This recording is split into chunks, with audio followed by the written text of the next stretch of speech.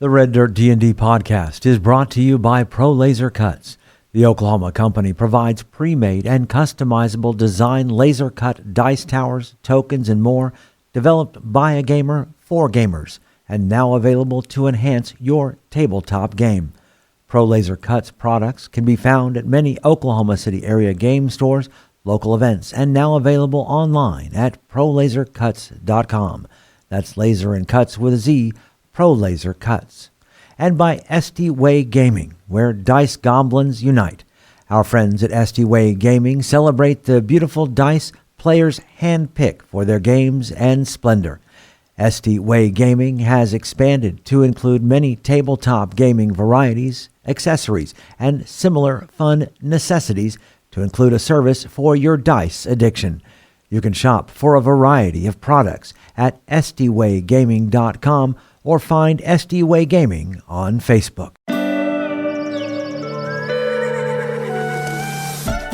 Welcome to Red Dirt D&D. I'm Michael Cross, and I play Blackjack, a jackalope folk warlock. I'm Connor Shenold. I play Jaska, the Coyote Shifter Ranger. I'm Kiri Hester, and I play Billy, a bosom fighter! I'm Kim Cross, and I play Beatrix, a Tabaxi rogue. I'm Jody Payne, and I play Twitch Grimfoot, a rat folk necromancer. I'm Brooke Bullock, and I play Ziansi, a Spiderkin cleric. And today, I'm also your dungeon master. Welcome to Tales from the Ironwoods. Or as we like to call it, Ziansi's Tale. Oh, wow.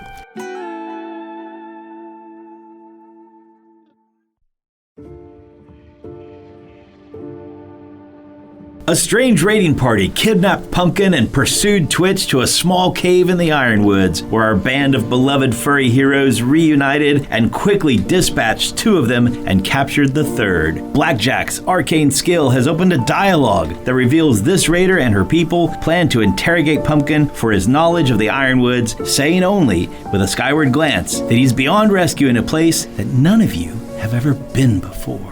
Right, well, I guess you've got to get us wherever it is we're supposed to be that we've never been before. That is very suspicious of you. Vague. Yeah, a little vague. There's quite a few places I haven't ever been before.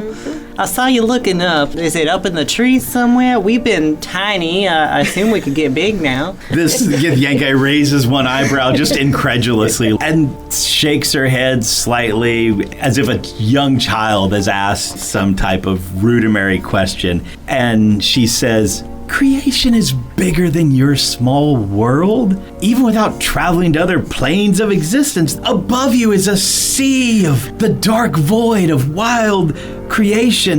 This world it's like an exotic island, I suppose. Entire worlds are that way." This is like, remember when Billy hurt everybody's head because he said, what if we're tiny and already and our big size, and then we got double tiny, but how do we know that we're not the bugs and somebody else is Ironwoods? My brain hurts like that again. You say creation, and I say reuse. And he pricks his fingertip and starts rubbing some blood together as he reaches into his pouch and starts walking over to one of the dead Gith Yankee. To the one that's the most decorated. Oh, yeah. And it gets lost in itself while all y'all continue to talk. While he's doing something creepy and weird over there. What are you doing? First off, what is your name? I am Saldalsi. Saldasi, and where are you from? My people, and again, she has this like explaining things to a child type of composure. My people are from the Astral Sea. And you traveled here. What are your people? We are the Githyankai. We are the free. And the Astral Sea and all that it touches will be ours. Oh, so you're conquerors. We are freedom fighters. There is a great evil in the universe, and it is our job to track it down and destroy it. And your idea of these freedom fighters, as you're calling yourself, is to free the universe of anyone who is not you. No, we will need people to serve and help and build this world with us. So your idea is to enslave others who are not you. The Gith are all that matter. You, as former slaves, are working to enslave others. You see a little furrow of anger wrinkle across her brow. It's a concept you can't understand. And y'all need a cat for that? We have tracked one of these agents of evil to this world. She kind of looks around at the ironwoods that are here at the edge of the cave. But this whole place stinks of fey magic. It's hindering our search. And then we saw that orange fey furball traveling freely through it. My brethren will question him, perhaps draw forth his essence, and we will get the answers we seek. You are freedom fighters, but you will not allow Pumpkin to be free, even though Pumpkin is not evil. He is good boy. I think that Once he gives us what we need, we will release him. I think that version of freedom only applies to themselves. I am not good at cleaning things. I would make terrible slave. I think that's the problem, is they're talking about freedom fighters, that they themselves should be free, but no one else should be free. That's what it sounds like to me. So, we have to convince Lady here to take us to Pumpkin? Right. Yes. I don't think it's gonna happen. I think that we might have another way to get to where they are. How's things going over there, Twitch? Twitch begins casting Animate Dead. So what does that look like as Twitch begins this weird incantation? He's rubbing the blood together in his fingertips, sprinkling some bone dust together, any bone dust the true necromancer would have happened to have had in their pocket. The next component is flesh, as he rakes his fingertips down the flesh forehead of his victim. Beatrix, this is kind of gross. I don't like it. Let us look over here. We're going this way now. Stands back, says a couple of things that sound pretty wicked. The streak marks of blood fade into the skin as a shadow comes up from underneath and sort of encompasses the corpse. And as the shadow becomes smoke and fog and fades away, the corpse sits up. That's a really good trick there, Twitch. Now, I've got to ask you, can he help us out in any way, or is he just a walking undead pet? Well, he exists, so that's useful. Oh, well. But I don't think he really remembers who he was before. And I'll reach up to one of these badge patch things. Yeah. And yank it off and turn it around and wave it in front of his eyes. And he even acknowledge that. Yeah, he just breathes hard and probably gonna be really good at hitting things. Okay, so I turn back to Saldasi, and I say, Saldasi, this is apparently something that one of our party members could do. Are you sure you aren't going to lead us to where we need to be? Useful is a very appropriate term. And she looks at Twitch. And you're undoubtedly Faye. She looks at Blackjack, and you looks at Zionsi. I am also special. Yes, the canine, the tabaxi, and the mangy cat are the only things here that I seem am natural. not cat. I am bosom. He slapped. Billy is a dear friend of ours and a valuable member of our party. And our opportunities for bathing are small. I am not mangy. So, Twitch, going back to what you said earlier, seeing as this lady doesn't seem like she wants to be that helpful to us, you said there was some boats where Pumpkin was captured? Yeah, there was a small house, and there were 2 boats that I could see before everything happened, and I took off running. They didn't look like they'd ever been in water before. They didn't have the stains on them. They look like they were made out of trees from around here either. I'm not quite sure. Are these your boats? And he looks over to her, and he turns full body towards her, and when he does, the Gith pet steps right up beside of him, but 1 step ahead by mental command. You must return me to my ship. We can talk first to my supervisor. Now it's sounding like trap. It is awfully suspicious. However, She changed tones very quickly. Well, hopefully we convinced her, because I am that good, of course. Roll me like an insight check. 17. Yeah, there is totally a ulterior motive. Okay, we go, but I hold sword. All right. Oh, so absolutely. you need to show us where we need to go. All right, field trip. Yes. And so you guys start retracing your steps. Twitch maybe doesn't remember as much of it because of just the panic-filled running between bundles of leaves that he did as he was escaping. Yes. But after about 10 minutes or so, you do come across a small clearing that's about 30 feet in diameter, and it's open to the sky, and there is indeed a longboat sitting upright. Twitch accurately remembered there used to be two. It's elongated, about 20 feet long. It looks sleek and narrow, but it seems to have some type of metal plating on its side. A single mast and a small little cabin. Perception checks by anybody? I think that is the weirdest thing I've seen in these woods. Just Anybody get above an 18? 22.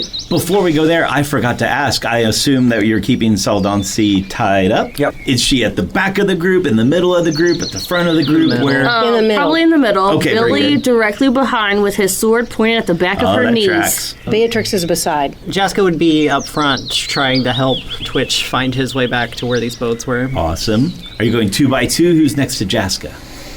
Probably Twitch. Probably. Okay. Oh, Twitch, honey, you didn't go that way. The mouse track, the rat folk tracks Yeah. go this way.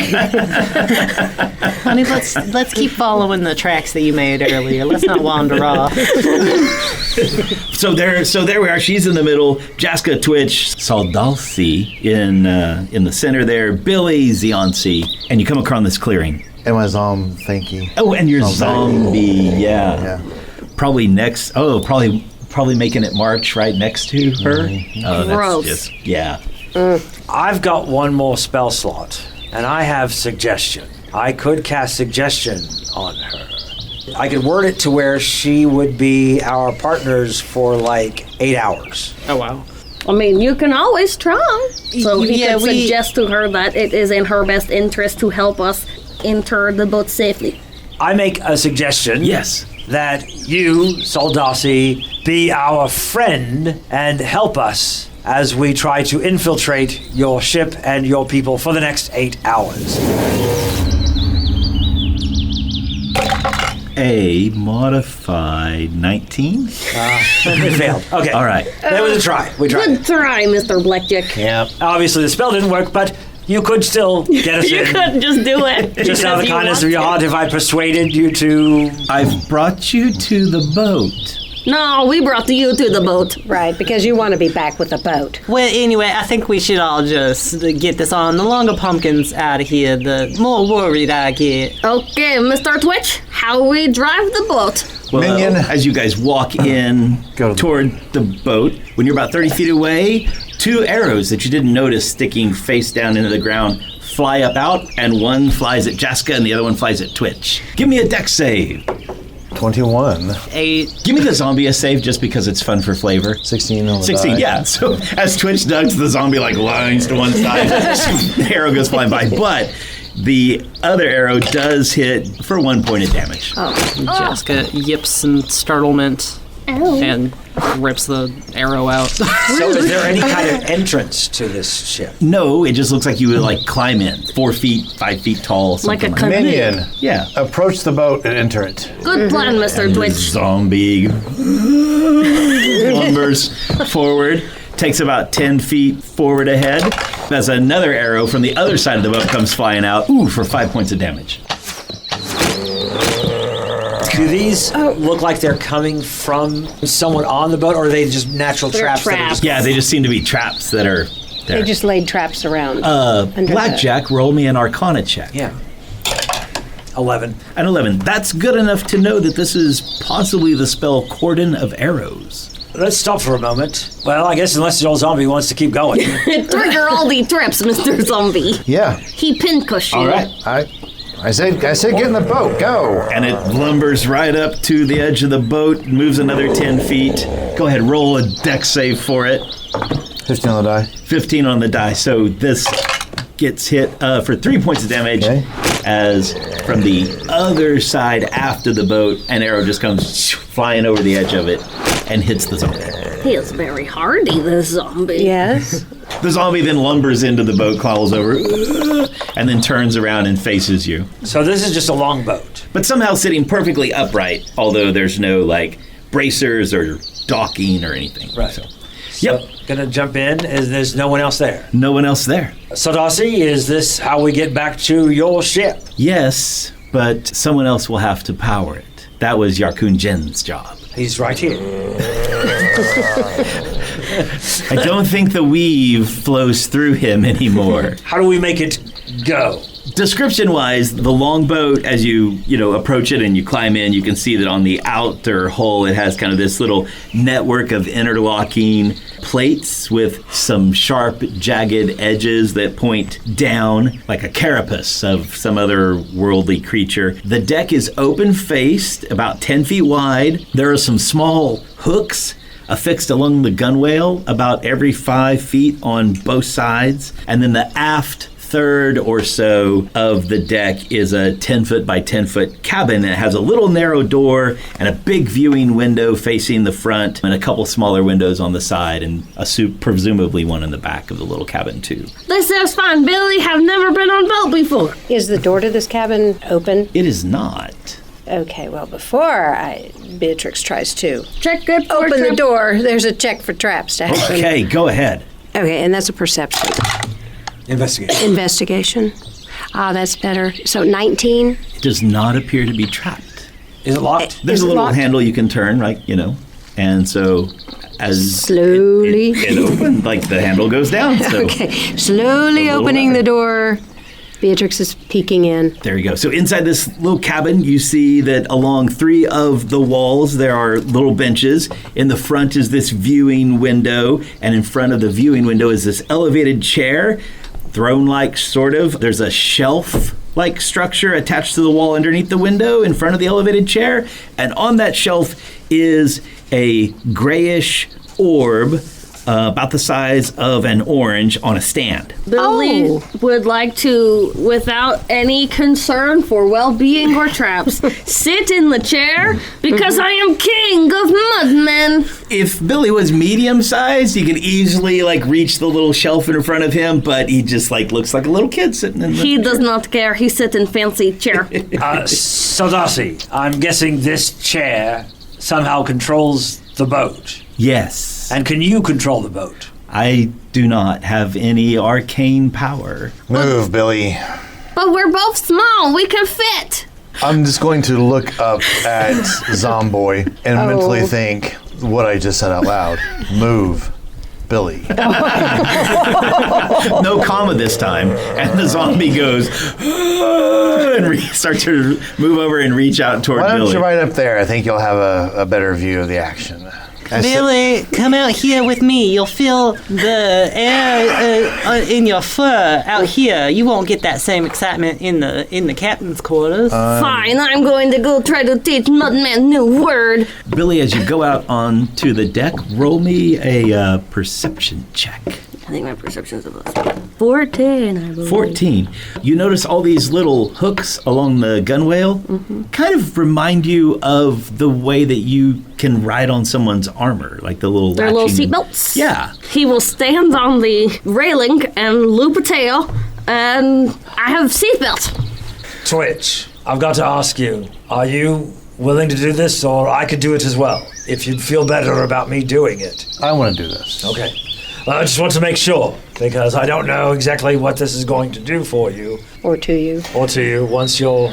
Twitch has raised this Zomboy, and he's feeling everything coming together for him, and he's like, I'll do this. He sits at the edge of the chair, and he's, no, I'll do this. And Zionsi's here. Yeah. Turns and looks at Zionsi and says, it'll be fine. Yeah? Yeah, no problem.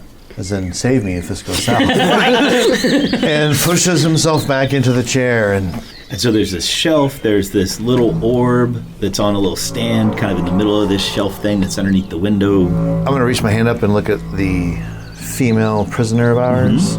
What is she doing as I'm reaching my hand up? She's kind of looking expectantly like, Spread my fingers wide.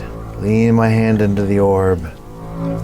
What's it? I don't know. And I get by the chair. Nope, like Jack. I just my shoulder. That's what I thought. I don't know. It's Okay. Beatrix wants so badly Can to I jump into that chair. do an and get this. arcana check on this thing? yes, go right ahead. Can I give myself guidance on that? Of course. 13. You're pretty confident that it operates under some type of arcane power, but you're not sure what it does. All right, Yancey, I'm going to give this a try. All right, You be on standby. I gotcha. And I reach out and I grab the orb.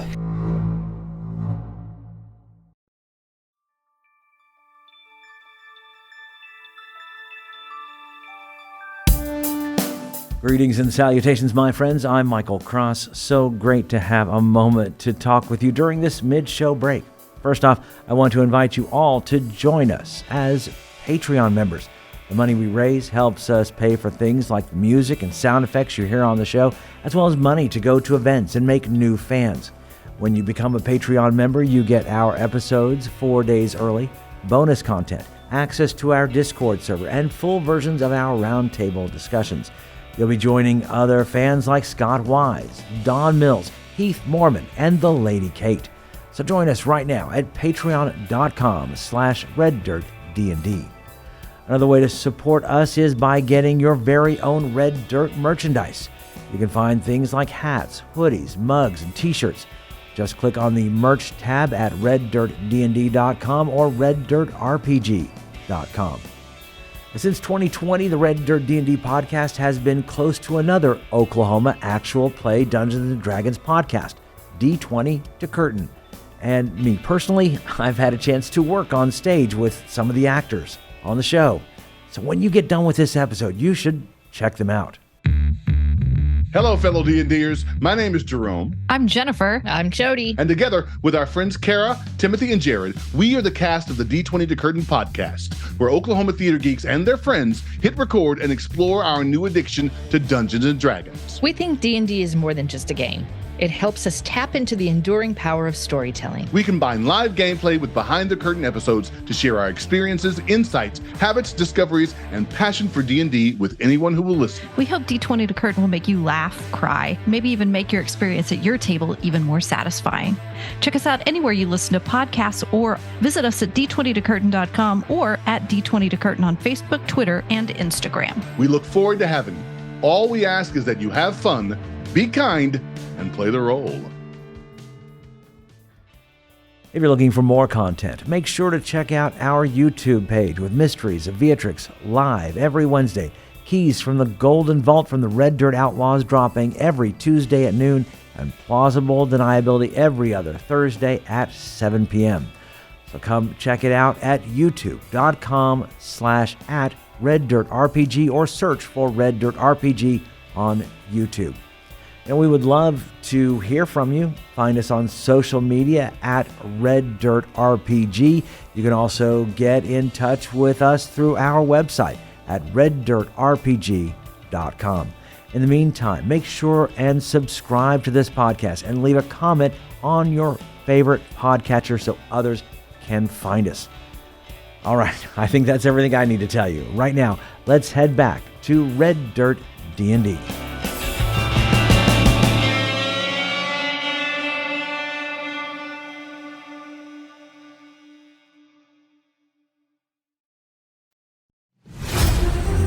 Blackjack reaches out and puts his hand on this orb, and slowly some tendrils come out from the base and start to wrap around, holding your hand tight to it. And it pulses once with power, almost like a call for you to send something back. All right.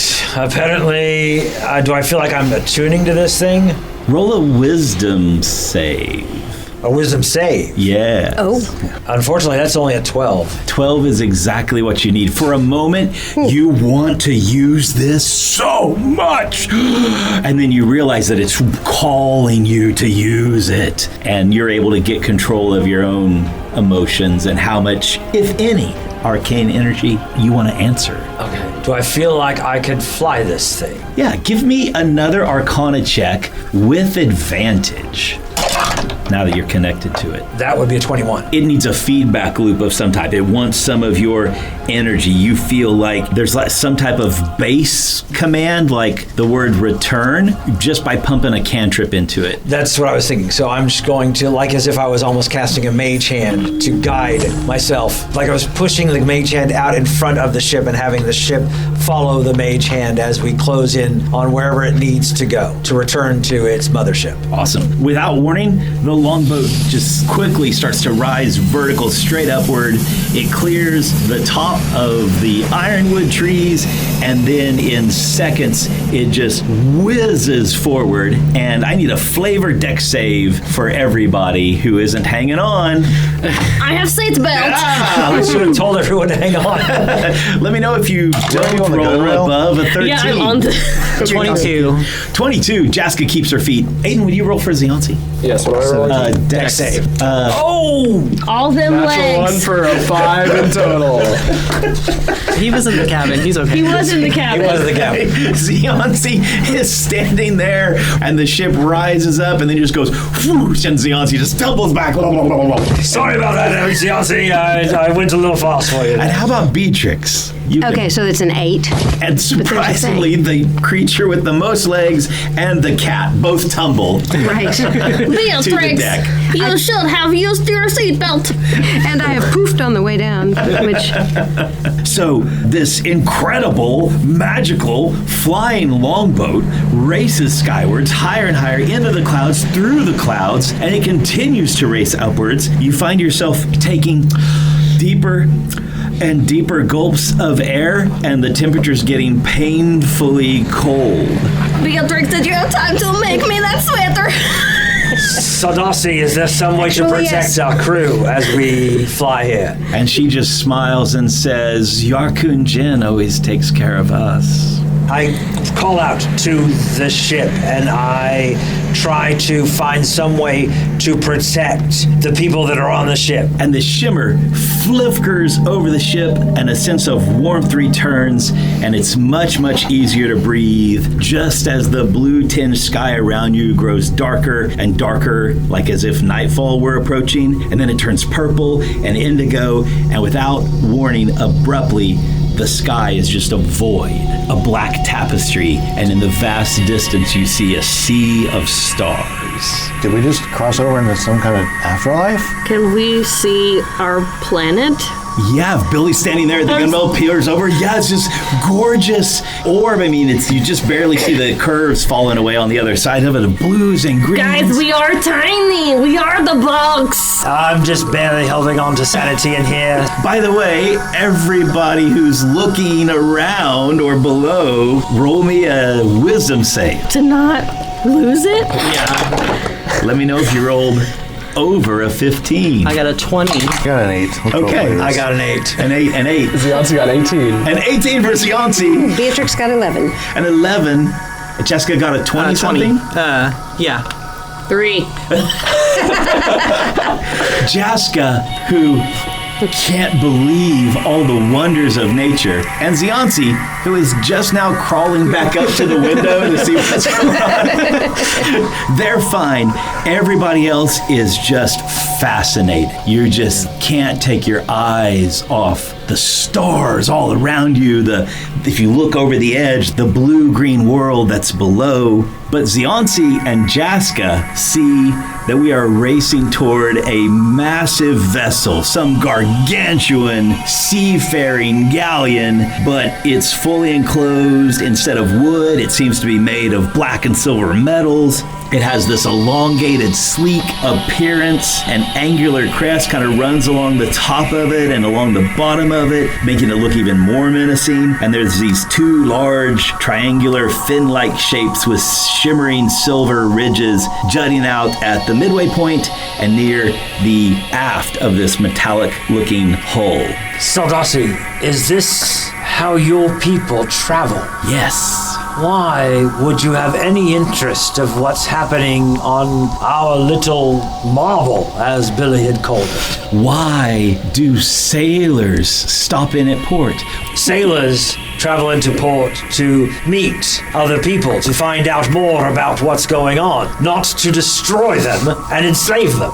We are going to bring order and safety to the people that need it and destroy anyone who gets in our way of bringing that organization to the realm. What looming threat is upon us down there at home? What looming threat could we possibly have over you or anything else out here? And he goes back to Lost in the cosmos. And existential terror takes him. And Saldasi just lets you experience that. She doesn't answer. Jaska makes her way over to the cabin. Yeah. Hey, Blackjack, I don't know if you saw it or not, but right off, I don't know my ship, Tom, sorry, but off to forward, but a little to the left, there's another huge ship like this one, but lots bigger. Are we heading there? Well, if you just veer a little to the left, we will hit it. And you can now see, oh yeah, and without any conscious thought, the longboat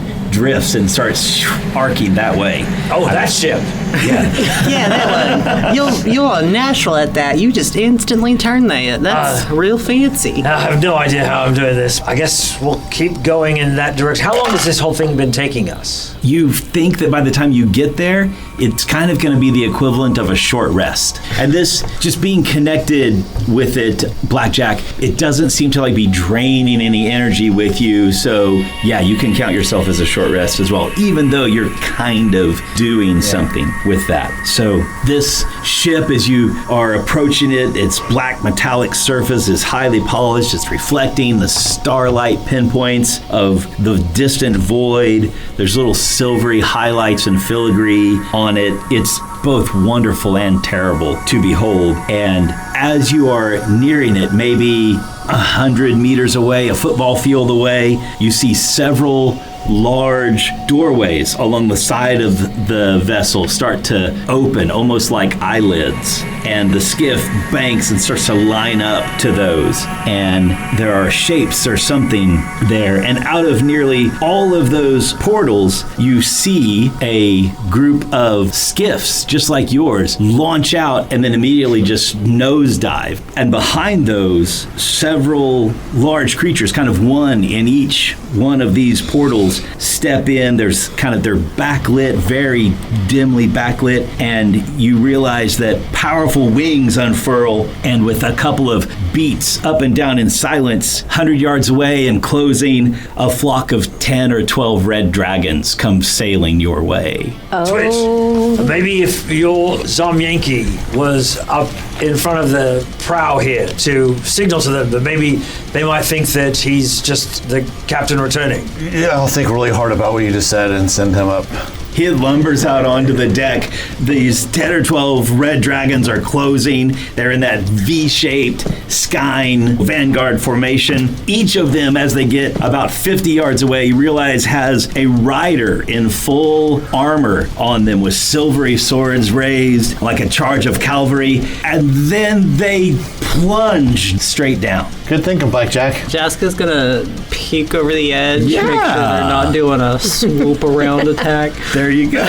You look, and way below, maybe half a mile, you can see that there are 3 vessels that have come into view, and each one of them resembles a giant bulbous nautilus shell that has several chambers on it, kind of a soft iridescent glow. But what makes the ships really unsettling, Jaska, is each one of them has a set of enormous swaying tentacles protruding from the front of the ship. And you see that the skiffs that flew out, and now these red dragons are obviously closing down on these ships below. Closing down to attack them or land? Yeah, very much. Okay. It looks like attack formations. I have a thing. How far are we from the ship? You're about 50 yards, 75 yards from the big ship. Okay, so I have Primeval Awareness. So as an action, I can expend 1 Ranger spell slot to sense whether any aberrations, celestials, dragons, elementals, fae, fiends, or undead are present within 1 mile of you.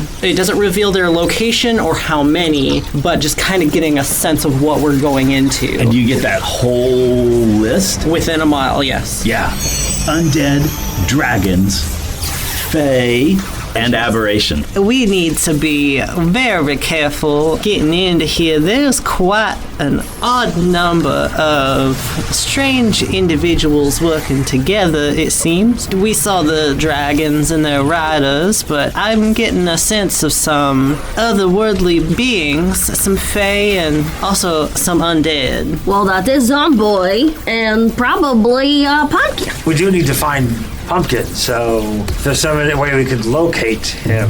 Jaska, when you mention aberrations, and then, of course, with the dragons flying by, Saldalsi just starts going bonkers, just trying to get out of her bonds and break. She's like, let me go!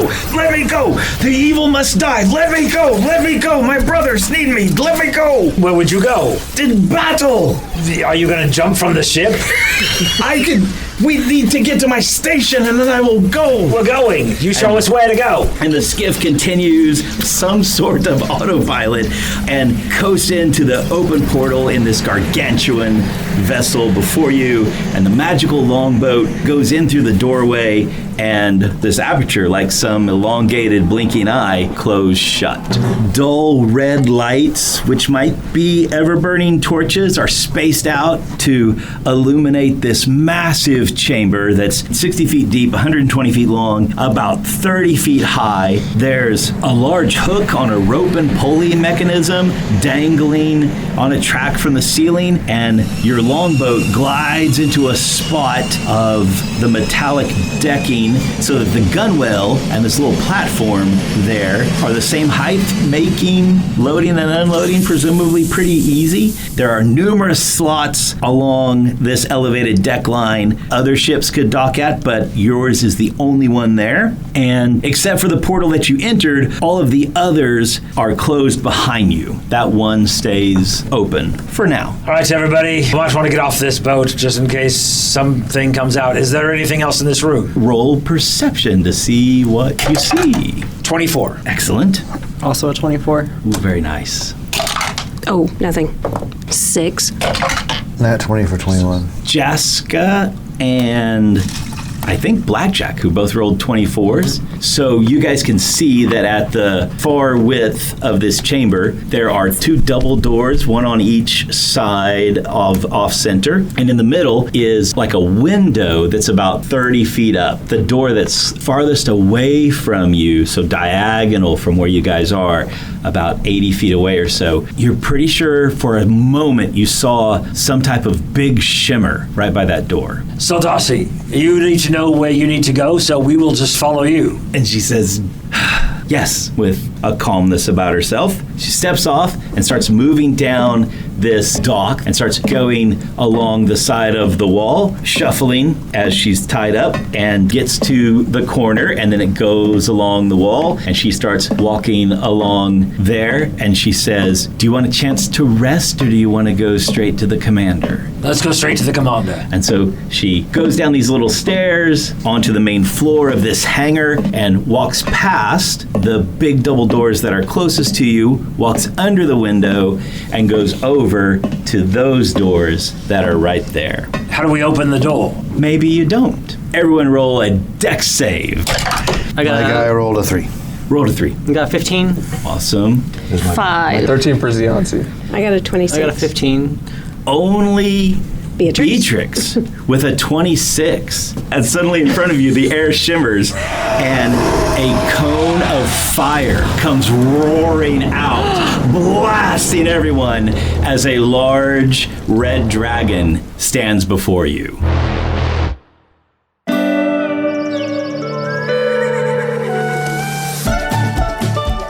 Red Dirt D&D Tales from the Ironwoods is Brooke Bullock as Ziansi and our Dungeon Master. Johnny Payne as Twitch, Kiri Hester as Billy, Connor Shenold as Jaska, Kim Cross as Beatrix, and I'm Michael Cross as Blackjack. The showrunner for Campaign 2 is Aidan Cross. Our theme music was created by the cinemagician P.J. Castillo. Our incidental music comes from Jeffrey McBride. Our sound effects and additional music courtesy of tabletopaudio.com, Sirenscape, and Monument Studios. Dice for the Red Dirt D&D cast provided by SD Way Gaming. You can find us on Facebook, Twitter, at reddirtdnd.com. If you enjoy the new campaign of Red Dirt D&D, make sure to subscribe, rate us, and leave a comment. Also tell your friends about Red Dirt D&D. You can also support the show at patreon.com/reddirtdnd at whatever giving level works best for you. Join us next time as we travel farther into the Ironwoods.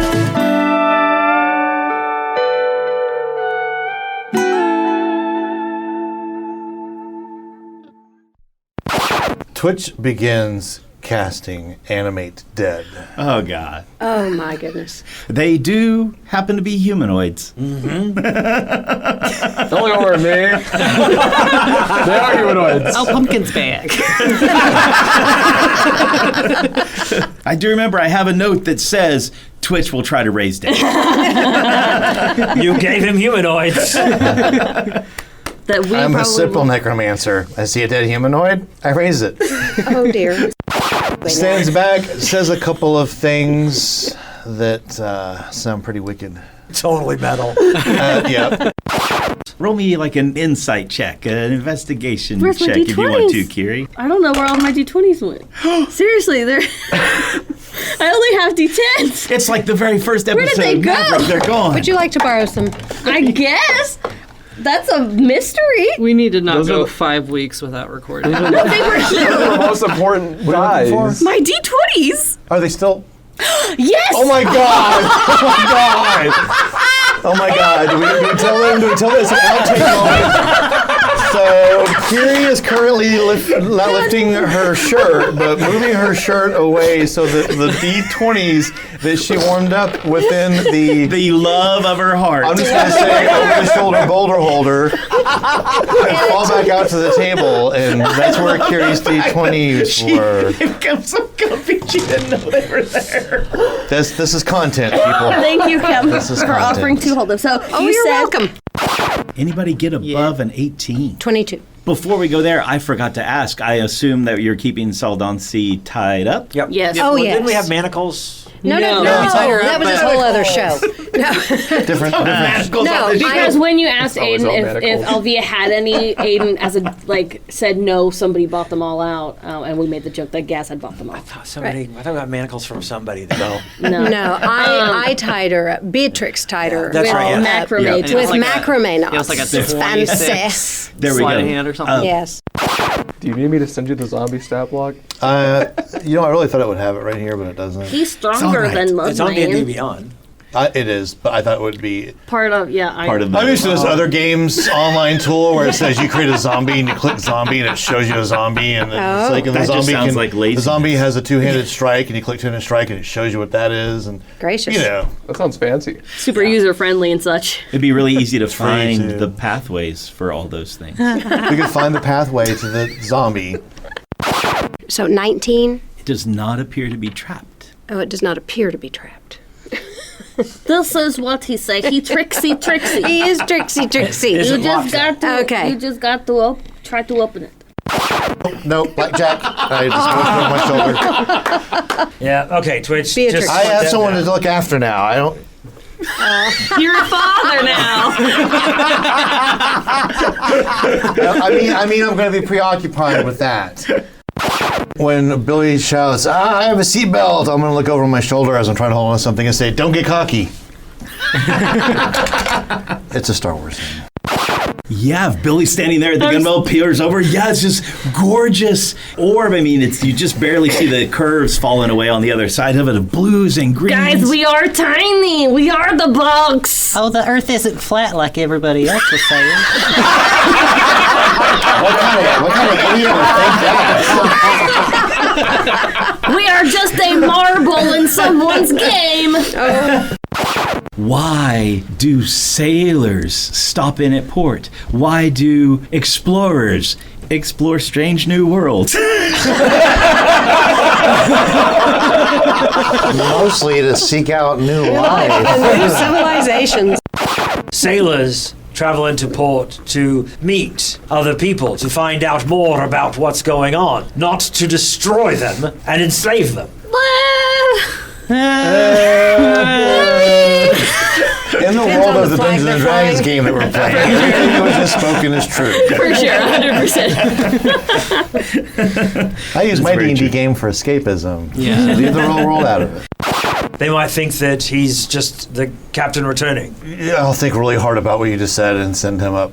Look like we belong. Fly casual. Like that. Mona and Gith Yankee. Maybe give a little wave. Put your fist over your heart. Wear sunglasses. Order a new drink. Hey, weekend at Gith Yankee. Yes. Your sense the whole thing just pulses like radar all around you. It's like, oh my God, like that moment in Aliens when they're like, they're all around us.